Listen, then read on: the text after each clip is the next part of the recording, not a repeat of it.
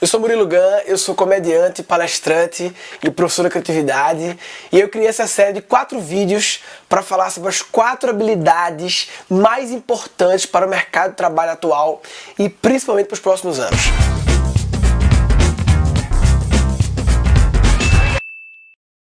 São habilidades assim que são muito pouco estudadas, muito menos do que deveria. Então, se você desenvolve essas habilidades, você se diferencia como profissional. Claro, né? Se poucas pessoas estão ligadas nisso, quem se ligar nisso vai se diferenciar. Então, se você quer ser uma pessoa diferenciada, acima da média das pessoas, fica ligado nessa série. 2 detalhes importantes. As habilidades que eu vou falar, qualquer profissão precisa desenvolver essas habilidades. Qualquer profissão, sem exceção. Porque no mercado competitivo desse, todo mundo tem que se diferenciar. Segunda coisa, qualquer pessoa consegue desenvolver essas habilidades. Não é só para pessoas especiais, não exige nenhum talento especial. É para todo mundo, sem exceção. Aí você me pergunta, Murilo, mas se todo mundo precisa e todo mundo consegue, então por que todo mundo não está fazendo? Porque nem todo mundo está sabendo que precisa. Tão importante quanto precisar e conseguir é saber que precisa e que consegue.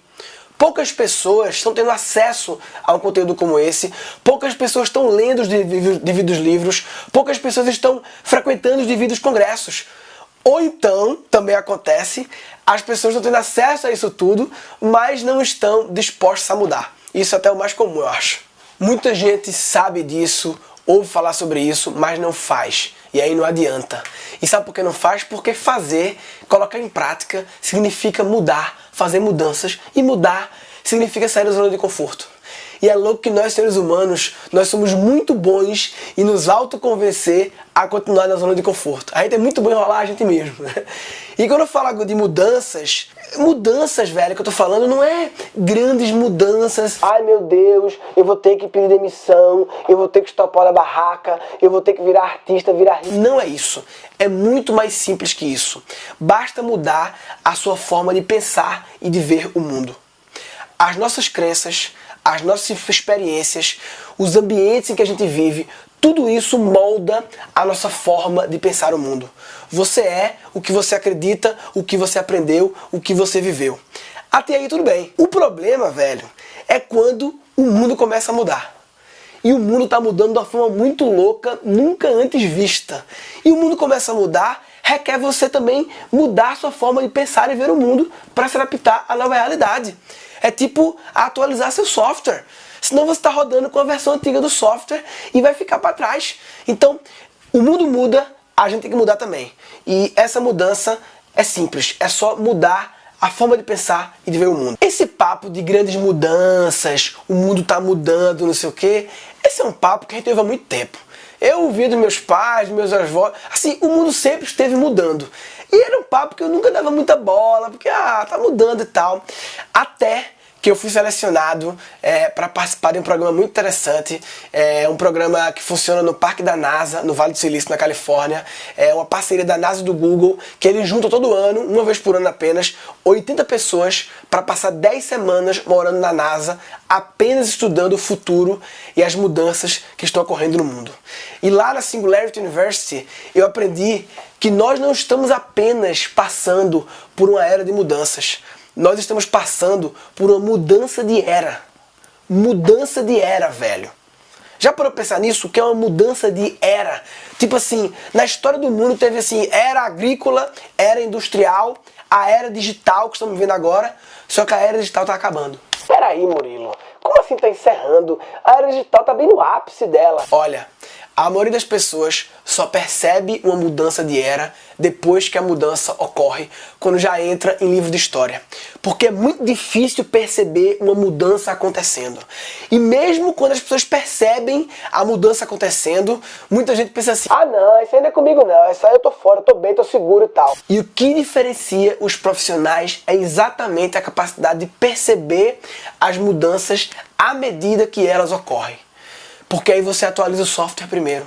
E quem atualiza o software primeiro, sai na frente. Tá, Murilo, então qual é essa nova era? Olha, a nova era não tem nome ainda. O publicitário Walter Longo, um dos meus ídolos, ele fala que é a era pós-digital. Por que pós-digital? Porque é uma era em que o digital virou padrão, virou lugar comum. Tudo aquilo que nos fascinava, nos deixava impressionados, até nos amedrontava, virou o padrão, virou o normal, virou o óbvio. E isso muda a forma que o mundo funciona. A gente vê as crianças, elas nascem com um chip já. Elas não nascem diferente, elas nascem num mundo diferente. E assim que elas nascem, elas ganham esse chip porque esse é o padrão do mundo novo que elas estão entrando. A gente vê, eu já vi criança mexendo em revista normal, tentando dar zoom. Por quê? Porque esse é o padrão novo dela. Os padrões estão mudando, o mundo está mudando. A tecnologia digital, esse negócio impressionante, está cada vez mais onipresente, faz parte do dia a dia. E isso transforma o mercado e traz novos desafios para todo mundo. Todo mundo, velho. Todas as profissões, não tem exceção. As pessoas adoram inventar desculpas para dizer que a profissão delas não tá nesse rol. Não, a minha eu tô tranquila, porque o meu não sei o que. Não tem, cara. Pode ser advogado, médico, professor, jornalista, engenheiro. Todo mundo tem que atualizar o software. Todo mundo tem que mudar a forma de pensar e ver o mundo. E é isso que eu venho trabalhando como professor nos últimos anos. O Murilo nos ensina a pensar totalmente diferente da maioria. É uma coisa assim, fora do normal. Abrir a sua visão de mundo e você não vai conseguir nunca mais olhar as coisas da mesma maneira. Me deu um óculos para enxergar a vida um pouco diferente do que eu via antes. Ele te faz pensar de uma forma diferente, abre sua mente. E passei a ter um olhar mais crítico, a questionar mais as coisas e, consequentemente, ter ideias diferentes. Então vamos lá. 4 habilidades mais importantes para o mercado de trabalho atual e para os próximos anos. Eu queria dividir isso em 2 partes, né? Primeiro, vou falar sobre o mercado de trabalho do futuro e depois vou falar sobre as 4 habilidades que vão ser as mais importantes. E eu queria te pedir, a partir de agora, para concentrar aqui. Eu digo concentrar, tipo, desliga o Spotify, desliga a TV, fecha a janela do Xvideos e tal. Foca nessa conversa aqui, porque eu acho que você já percebeu que isso aqui é um papo importante. Antes de tudo, eu acho que eu preciso explicar por que eu tô falando sobre esses assuntos. Esse papo de habilidades futuras, essa história da NASA e tal. Eu acho que a maioria das pessoas me conhece como comediante, né? Me conhece das pegadinhas que eu fazia no SBT, lá no Amigos da Onça. Ou então me conhece do programa que eu fazia no Comedy Central, República do Stand-Up. Talvez também pode me conhecer de show lá, de teatro, no Netflix, tem meu show também lá. Ou então do vídeos no YouTube, tem o vídeo do Estagiário, que é um vídeo clássico meu e tal. Só que eu comecei a fazer humor em 2006, faz quase 10 anos. Só que antes de fazer humor, eu já tinha 10 anos de outra profissão. Em 95, 96, eu era adolescente, eu comecei a trabalhar com internet. A internet estava começando no Brasil e eu criei um site bem simples na época, mas que ganhou o prêmio 2 vezes melhor site pessoal do Brasil. Inclusive eu fui entrevistado no Jô Soares para falar desse site, foi muito interessante. Aqui na internet eu vou começar com Murilo Gan Araújo. É pra cá. Eu sei que surge a curiosidade de saber o que tinha de especial no meu site, né? Você teve aqui, você tinha 13 anos. 13 anos, foi. E o que tinha de tão especial no teu site com 13 anos? Na verdade, meu site era um portal de entretenimento, né? Site pornô. Assim, com 13 anos? Eu escaneava as fotos da Playboy. E na época a Playboy não tinha site. Então assim, se quer Playboy, vem comigo, papai, sabe? Eu concentrava a Playboy no Brasil no meu site. Era isso que tinha de tão especial no meu site. Playboy da Carla Pérez, era isso. E eu comecei muito cedo, uma carreira de empreendedor. Eu montei uma empresa para fazer sites, uma das primeiras de Pernambuco. Murilo Gan Araújo tem 16 anos e já é empresário. Eu também criei o primeiro site para você pedir comida via internet. Sabe, comida delivery. Na época, os restaurantes não tinham internet e o pedido ia via pager, bip, faz tempo. Como bom apreciador de comida e sem querer perder tempo, Murilo Gan Araújo criou um site em causa própria, mas como ele, 350 pessoas já estão cadastradas no Peça Comida. Na época eu percebi que tinha uma grande mudança ocorrendo no mundo, que no caso era o início da era digital. E eu tratei de logo atualizar meu software para essa nova era. E além disso, eu resolvi dar aulas e palestras para ajudar as pessoas a atualizar o software delas. Ele ainda tem espinhas no rosto, mas quando ele fala, merece o respeito e a atenção dos mais experientes aos mais tenros da plateia. Ele é Murilo Gun Araújo, um jovem de apenas 16 anos. Com 17 anos, eu cheguei a captar R$1 milhão de investidores, não pra mim, tá? Para meus projetos de internet, só que em 2000 a internet quebrou e a minha empresa quebrou junto com a internet. E aí eu fiz faculdade de administração de empresas. Na faculdade eu montei outra produtora de sites que acabou virando meu negócio durante a faculdade inteira e durante o MBA que eu fiz depois. Então, durante meio que 7 anos da minha vida, a minha rotina foi simples. Eu tinha uma empresa pequena, recebia lá um prolabório ali honesto, a empresa crescia devagarzinho e eu tinha aquela rotina lá de funcionário, cliente, prazo, sócios e briefing, blá blá blá blá blá blá. Só que em certo momento eu comecei a perceber que eu estava vivendo uma vida em loop, uma vida repetitiva, uma vida que era todo dia a mesma coisa e tal. E eu comecei a filosofar, caralho, será que vai ser assim? Será que eu vou gastar a minha única vida num loop infinito, né? Será que eu não posso fazer algo mais legal da minha vida, entendeu? Já que é a única que eu tenho. E eu percebi claramente que eu estava com um problema quando eu fui diagnosticado em 2006 com a síndrome da vinheta do Fantástico. Que é quando você ouve aquela vinheta do Fantástico e você começa a ficar desesperado e sofrendo porque vai começar mais uma semana na sua vida. E eu fiquei pensando que eu não quero sofrer isso pro resto da minha vida. Eu não quero sofrer da síndrome da vinheta do Fantástico até aposentar e aí só assim vou estar livre. Eu quero mudar logo, mudar já. E o fato que mudou a minha vida foi que eu fui eleito para ser o orador da turma da minha faculdade de administração. Não porque eu era engraçado, porque eu não era engraçado, eu era só empresário. Eu era um cara desenrolado, amigo da galera, fazia os eventos, sei o que e tal. Me chamaram para ser orador e eu pensei, poxa, para ser orador tem que ser engraçado. Um discurso engraçado, né? E eu comecei a estudar por que as pessoas riem. Um assunto incrível, por que as pessoas riem. Estudei e tal, fiz um discurso, apresentei junto com o meu colega João Carlos e foi muito engraçado, as pessoas se divertiram e aquilo mudou a minha vida, porque eu descobri um novo tesão que eu tinha, o tesão de falar as coisas que eu penso e ver as pessoas reagindo, se divertindo. E quando acabou a colação de grau, meus colegas saíram. Agora eu sou administrador. E eu saí. Agora eu sou comediante, né? Como disse João Carlos no discurso, sucesso é o encontro da competência com a oportunidade. O sucesso é o encontro da competência com a oportunidade. Pois eu tinha acabado de descobrir que eu poderia desenvolver a competência da comédia e tinha uma oportunidade. O stand-up comedy estava começando no Brasil e foi assim que comecei na comédia. Murilo Gun! Murilo Gun! Murilo Gun! Murilo Gun! Entra Murilo, hein? Murilo Gun! O Murilo, ele é um, como é que eu posso dizer, ele é um visionário, trazendo talentos do humor pra cá. E o pessoal, na verdade, já tá bastante acostumado aqui em Recife por causa do Murilo Gun, que tem uma noite aqui em Recife muito bacana. Muito bacana estar aqui na praça, né? Ele tá ali pra casa, ele estudou pra isso. Ele se esforçou, né, velho? Bem, na comédia eu fiz um monte de coisa. Muitos programas de televisão, viajei o Brasil inteiro, tive uma carreira muito divertida e até hoje faço show aqui em São Paulo, toda sexta-feira no Hotel Renascença com comédia ao vivo.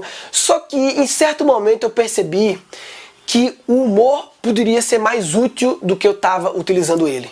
O humor seria mais útil se ele fosse utilizado como uma ferramenta para entregar conteúdo. Ou seja, não humor como produto final que eu entrego, e sim como humor como um meio para entregar educação. E eu comecei a fazer palestras divertidas, eventos TED no Brasil, palestras para muitas empresas e, novamente, mudei a minha vida. Como é que surgiu a NASA nessa história toda? Olha, eu nunca fui muito de pensar no futuro, além tipo do próximo ano. Só que eu gosto muito de ler, como dá pra ver aqui. E aí eu li esse livro aqui, velho. Nem tem lançado no Brasil ainda, Abundância. É um livro que fala sobre o futuro numa visão otimista. O futuro vai ser melhor do que você imagina. Em vez de falar de catástrofe, guerra, mostrando como a tecnologia digital, como essa era pós-digital vai fazer o mundo melhor. E esse livro falava muito de uma escola, que é a Singularity University, lá no Parque da NASA, que juntava esse grupo de pessoas por ano para estudar o futuro. A princípio eu achei demais pra mim, só que eu sou abusado, gosto de pensar grande. Eu pensei, pô, quem sabe, né? Eu sou empreendedor, tive empresa, trabalhei em tecnologia, sou comediante, é meio sexy, resolvi aplicar, né? O máximo que eu posso ser meu, não. Fiz uma aplicação legal, apliquei e os trouxas me aceitaram. E aí eu tive essa experiência incrível lá, 10 semanas morando com essa galera do mundo todo. Lá aprendi muita coisa, aprendi inglês, porque na verdade meu inglês era péssimo, meu inglês era nível Fisk, né? Eu aprendi vendo seriado na televisão. Pra mim foi um grande desconforto ir pra esse lugar lá sem nem falar o idioma direito, eu era o que pior falava. No final das contas tudo certo, foi uma experiência incrível. Eu montei uma empresa lá, legalmente montei, chegou a registrar uma patente, a gente criou uma inteligência artificial para aparelhos auditivos para idosos. Nós ganhamos o campeonato interno lá, o Startup Week do melhor projeto, e eu fui eleito orador da turma e fiz um discurso histórico lá no Computer History Museum, o grande palco do Vale do Silício, para mais de 500 pessoas. Foi do caralho.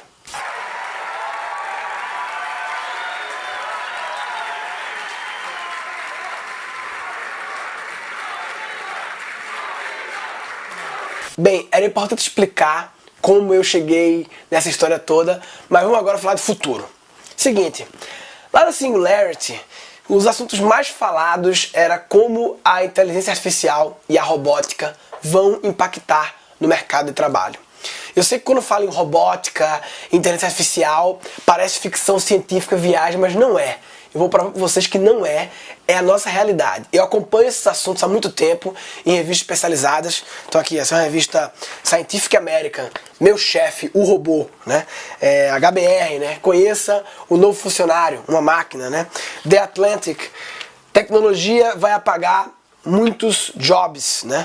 A Bloomberg, falando sobre a importância de você dominar os algoritmos, né, para criar inteligências, né? Essa é uma revista espanhola sobre robôs e tal. Eu venho acompanhando. Quando o assunto está nessas revistas especializadas, é uma coisa. Quando o assunto entra numa revista como a Veja, uma revista popular, né, semanal, tal, faz muita diferença. Tá? A matéria é assim, ó, sobre robôs, e aqui fala: os robôs alimentados por algoritmos nos substituirão em tarefas padronizadas e repetitivas. Cara, quando um assunto desse chega na Veja, com várias páginas, como matéria especial, é sinal que não é mais tendência, já virou realidade. Eu acho que você já deve ter ligado para alguma central de atendimento, central da NET, por exemplo, quem te atende é um software, é um computador que te atende.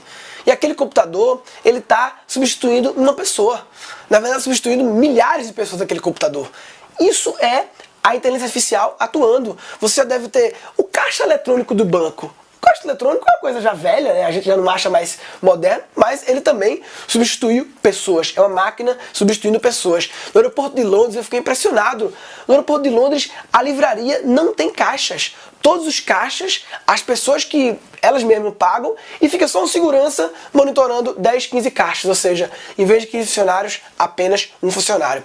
Se você já foi no shopping center lá, você vai pagar o estacionamento, hoje em dia não tem mais pessoas, agora é uma máquina que você paga na máquina. Você vai no pedágio, né, para abrir a catraca, tem lá o sem parar, o negocinho, né, que já detecta e abre também, tá eliminando uma pessoa. E se você for no sem parar, se você já foi para pagar em dinheiro, é interessante que a moça do sem parar, ela oferece: senhor, você gostaria de colocar sem parar? Que é também uma pergunta meio assim, né? Colocar sem parar. Mas o louco disso é o seguinte: já parou pra pensar que quanto mais ela oferece para você colocar o sem parar, enquanto mais ela consegue vender o sem parar, mais o emprego dela tá ameaçada. Eu acho que é a única profissão do mundo que quanto mais vende, mais pode ser demitido. Porque se vende muito sem parar, vai ter menos cabines com pessoas e mais cabines com sem parar. Mas isso é outra história, fecha parênteses. Lá no Vale do Silício, sempre que eu saía do parque da NASA e ia pra rua, eu sempre via aquele carro autônomo do Google, o carro que dirige sozinho. É o quê? É um software que está fazendo a tarefa humana, dirigir. Que a conclusão é que depois de 200 anos da invenção do carro, agora percebemos que nós não somos bons em dirigir. Dirigir é uma tarefa repetitiva e padronizada que você pode delegar para o software fazer, e ele faz com muito menos acidentes que você, com muito mais eficiência que você. Ah, Murilo, mas talvez esse papo todo seja para profissões mais simples assim, né? Você falou pessoal de telemarketing, pessoal de caixa, motorista e tal. Dá uma olhada nesse trecho aqui da matéria da Veja. Esses textos foram escritos por máquinas ou humanos? Algoritmos já são capazes de simular a habilidade humana de escrever notícias, romance ou mesmo poemas. Eu acho interessante esse trecho, habilidade humana de escrever. O que ele quer dizer com isso? Quer dizer que, até então, escrever era habilidade humana. Mas parece que agora os softwares estão começando a adquirir essa mesma habilidade. Igual ao maior poeta do mundo? Ainda não, mas melhor do que a grande maioria dos jornalistas, com certeza. É como se existisse assim, uma lista fictícia de todas as habilidades humanas que os computadores não conseguem fazer. Só que ultimamente, todo dia, está se riscando alguns itens, porque os computadores começam a aprender a fazer. Muito louco isso, né? Isso não é uma viagem, isso está acontecendo. Eu conheci uma startup chamada Narrative Science, que eles têm um software que escrevem as matérias do site da revista Forbes. Isso já está acontecendo. Jornalista, que é uma profissão que teoricamente você pensa, não, aí está sempre protegido. Pois é, também está ameaçado. Sabia que nos Estados Unidos, os advogados, as pequenas causas, como a legislação lá é mais simples, elas são resolvidas por softwares. Na Holanda, a lei do divórcio é tão simples que não existe advogado de divórcio na Holanda. Tudo é resolvido digitalmente. Você que é médico, o médico, você pode ser um médico que faz tarefas repetitivas e padronizadas e aí vai sobrar para você. Se você é aquele médico que todo dia prescreve a mesma coisa, os mesmos sintomas vêm e você dá a mesma resposta, uma máquina talvez faça melhor que você.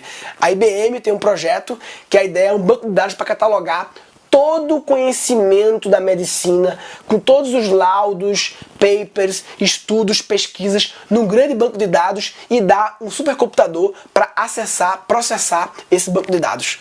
E aí você pode, talvez, o médico mais eficiente do mundo para diagnosticar qualquer coisa. Inclusive a mesma máquina que ganhou do jogo de xadrez, lembra? Foi o Deep Blue, a máquina que ganhou do Kasparov, o maior jogador de xadrez do mundo, e essa agora é a evolução do Deep Blue, que é o Watson, mas essa história longa, fecha esse parênteses aí. Bem, faz muito tempo que eu sei dessa tendência das máquinas e da tecnologia substituir algumas atividades humanas e tal. O que eu não sabia é a velocidade com que isso está acontecendo. Lá na Singularity, o gráfico que a gente mais via era o gráfico da curva linear versus a curva exponencial. O que quer dizer isso? Lembra da escola PA e PG? Progressão aritmétrica e geométrica, né? A geométrica ela vai duplicando, ela cresce muito louca, a PA cresce mais devagarzinho. Então, uma progressão linear é uma progressão que cresce num ritmozinho que vai apenas adicionando linearmente um pouco mais. A progressão geométrica e o crescimento exponencial, ele vai sempre duplicando, tá? E daí? E daí que as tecnologias, elas crescem sempre exponencialmente. É a lei de Moore, criada já há décadas já, né? A cada 18 meses, a tecnologia ela duplica a performance e reduz o custo pela metade, ou seja, é um crescimento exponencial. O problema é que nós pensamos linearmente. Quando a gente vai prever o futuro, a gente pensa assim, a gente olha para o histórico do passado, tenta lembrar qual é o ritmo de crescimento daquela coisa e a gente projeta para o futuro naquele mesmo ritmo de crescimento linear. Só que a tecnologia está cagando para a sua forma de projetar o futuro. Ela está crescendo exponencialmente e você que se vire para acompanhar. Então isso, cara, foi uma mudança de mindset para mim na Singularity muito grande de como pensar exponencial. Nós subestimamos muito as coisas. Ah, vai demorar demais para isso acontecer e tal. E vem e acontece, porque cresce exponencialmente e quando a gente viu, já foi. Cara, isso mudou o meu conceito sobre o futuro. Porque o que eu achava que talvez demoraria 50 anos, eu agora percebo que talvez chegue em 10 anos. Por isso tem que atualizar o software urgentemente. Tá, Murilo, tô ficando assustado com esse papo já, rapaz. Tu vai dar merda, o que é que a gente faz? Tem notícia boa. Sabe qual vai ser o diferencial do ser humano? Ser humano. As habilidades que são intrinsecamente e unicamente humanas é o que vai diferenciar a gente dos não humanos. As máquinas, os softwares e por aí vai.